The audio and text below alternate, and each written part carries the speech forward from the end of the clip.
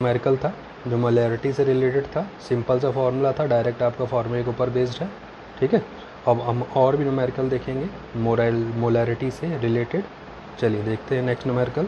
Next numerical है, कह रहा है 100 gram solution of urea in water has 40 gram urea molar mass, आपको दे दिया है यूरिया का। कह रहा है what is molality of urea solution, urea solution की मोलैलिटी पूछ रहा है आपसे, और साथ में और क्या पूछ रहा है, कह रहा है what is mole fraction of urea in solution, साथ में यूरिया का मोल फ्रैक्शन क्या होगा सॉल्यूशन में। ठीक है, तो 100 gram solution of urea in water बनाया गया, मतलब आपका एक यूरिया है और उसको वाटर में मिक्स करा गया, यानी वाटर यहाँ पर सॉल्वेंट है, यूरिया आपका सॉल्यूट है। ठीक है, तो और सॉल्यूशन का आपको मास दे रहा है। ठीक है, तो चलिए हम कैलकुलेट करते हैं। उससे पहले आपको क्या गिवन है, मास ऑफ सॉल्यूशन, तो आप लिख लोगे मास ऑफ सॉल्यूशन कितना दे दिया है आपको 100 ग्राम, साथ में आपको क्या दे रहा था मास ऑफ यूरिया। सॉल्यूशन आपका 100 ग्राम है जिसमें हमें यूरिया कितना मिलाया है 40 ग्राम यूरिया मिला है, तो मास ऑफ यूरिया हो गया, साथ में आपको मोलर मास ऑफ यूरिया दे रहा है। ठीक है, तो आप लिख लोगे मास ऑफ सॉल्यूट जो यूरिया है यहाँ पर, ठीक है, वो कितना है आपका 40 ग्राम। तो देखो मास ऑफ सॉल्यूशन हो गया, मास ऑफ सॉल्यूट हो गया, तो हम निकाल लेंगे मास ऑफ सॉल्वेंट। क्यों, मोलैलिटी में हमें मास ऑफ सॉल्वेंट चाहिए होता है इन केजी, तो मास ऑफ सॉल्वेंट निकालने क्या करना होगा, सॉल्यूशन माइनस सॉल्यूट, कितना आ गया आपका 60 ग्राम। हमें चाहिए किस में होता है केजी, तो 60/1000 किस में कन्वर्ट हो गया किलोग्राम। ठीक है, तो मास ऑफ देखो हमारा क्या आ गया, सॉल्वेंट आ गया, और हमें क्या चाहिए मोल्स चाहिए, क्योंकि मोलैलिटी इक्वल टू फार्मूला क्या है देख लेते हैं। मोलैलिटी, ठीक है, इक्वल टू क्या होता है, number of moles of solute upon mass of solvent होता है। ठीक है, वो भी किस में, इन केजी। अब जैसा कि बताया मोल तो दिया नहीं है, तो मोल इक्वल टू क्या होता है, given mass upon molar mass. तो गिवन मास ऑफ सॉल्यूट कितना है आपका 40 ग्राम, मोलर मास आपको दे दिया, मोलर कितना दिया था 60 ग्राम, तो यहाँ पर आप लिख सकते हो मोलर मास ऑफ सॉल्यूट। ठीक है, तो मोलर मास ऑफ सॉल्यूट आप कितना दिया है 60 ग्राम मोल इनवर्स। ठीक, ये आपको दिया हुआ है, तो आप चलिए वैल्यू पुट कर लेते हैं। तो मोल इक्वल टू क्या होता है, given mass upon molar mass, तो गिवन मास कितना है 40, मोलर मास कितना है 60 upon mass of solvent in KG कितना है 60/1000। ठीक है, ये हो गया आपका। आप इसको सॉल्व कर लीजिए, ये कहाँ चला जाएगा ऊपर, ये कहाँ चला जाएगा इसमें, तो कितना आ गया आपका 40 × 1000 अपॉन 60 × 60, 0 से 0 कैंसिल कर दीजिए। ठीक है, तो कितना आ गया आपका 40 × 10 अपॉन 36, यानी 400/36। इसको डिवाइड कर लें, तो डिवाइड कर लेंगे, आपका आ जाएगा सॉल्यूशन इसका। ठीक है, तो इसको हमने डिवाइड कर लिया, डिवाइड करने में कितना आ गया बेटा जी 11.11। ठीक, मोलैलिटी है तो आगे आप स्मॉल m बना दो, तो जो आपका मोलैलिटी हमने निकाल लिया। अब इसमें क्या कह रहा था, मोल फ्रैक्शन ऑफ यूरिया भी निकालो इन सॉल्यूशन में, तो मोल फ्रैक्शन ऑफ यूरिया के लिए हमें क्या चाहिए होगा। ठीक है, तो दो ही कंपोनेंट इसमें, यूरिया है वाटर है, तो मोल फ्रैक्शन ऑफ यूरिया के लिए हमें क्या लिखना होगा, mole of urea upon mole of urea plus mole of water, यही चाहिए हमें। ठीक है, तो चलिए लिखते हैं mole fraction of urea is equal to mole of urea, ठीक है, upon mole of urea plus mole of water. अब मोल तो है नहीं हमारे पास, तो मोल इक्वल टू क्या होता है, given mass upon molar mass. तो यूरिया का गिवन मास कितना है 40, मोलर मास कितना है 60। ठीक, अपॉन 40/60 प्लस वाटर का गिवन मास, जो कि एक सॉल्वेंट का काम कर रहा है वाटर यहाँ पर, तो वाटर सॉल्वेंट कितना है यहाँ पर 60।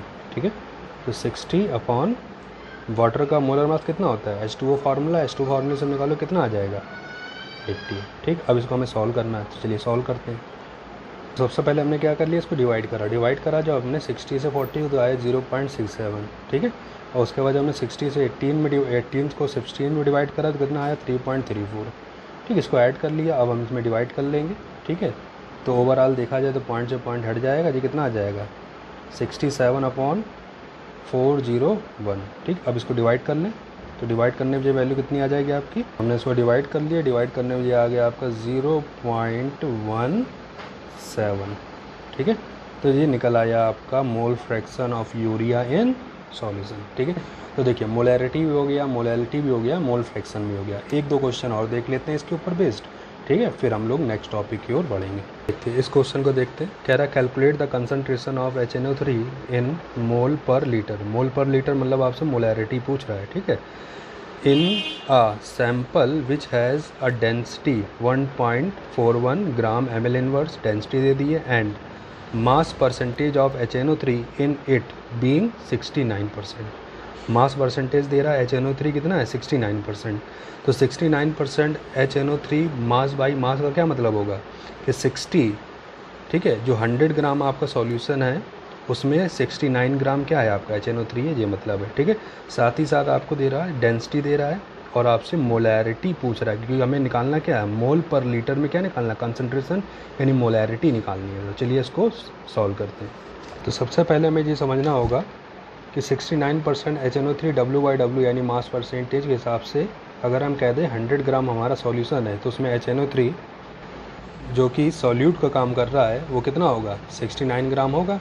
यही तो हमने बताया था मास परसेंटेज का मतलब। ठीक है, तो इसका मतलब क्या हुआ, हमें मास ऑफ HNO3 जो कि सॉल्यूट है पता चल गया, मास ऑफ सॉल्यूशन पता चल गया और मोलर मास हम निकाल सकते हैं। तो मास ऑफ सॉल्यूट जो कि HNO3 है कितना है 69 ग्राम, मोलर मास ऑफ HNO3 हमने निकाल लिया बाई फार्मूला HNO3, H का 1 होता है, N का 14 होता है, ऑक्सीजन का 16 होता है, तो 3 × 16 कितना आ गया 63 ग्राम मोल इनवर्स। तो देखो मोलर मास आ गया सॉल्यूट का, मास आ गया सॉल्यूट का, और मोलैरिटी निकालने के लिए हमें और क्या चाहिए, वॉल्यूम ऑफ सॉल्यूशन और चाहिए। ठीक है, तो हमें वॉल्यूम ऑफ सॉल्यूशन तो नहीं दिया है, हमें मास ऑफ सॉल्यूशन मालूम है, तो हम लिख लेंगे मास ऑफ सॉल्यूशन। ठीक, मास ऑफ सॉल्यूशन हमने कितना है total 100 gram.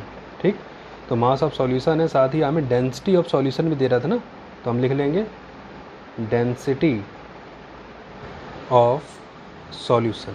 Density of solution is equal to, ये देखिए डेंसिटी में दे रहा था ना, सैंपल विच हैज़, ठीक है, वो सॉल्यूशन बनाया का जिसकी डेंसिटी कितनी है 1.41 ग्राम ml इनवर्स है, तो डेंसिटी में दे दी गई है। तो चलिए डेंसिटी की वैल्यू लिख लेते हैं। Density of solution 1.14 gram ml inverse. ठीक है, तो ये हमें निकाल लिया हमने।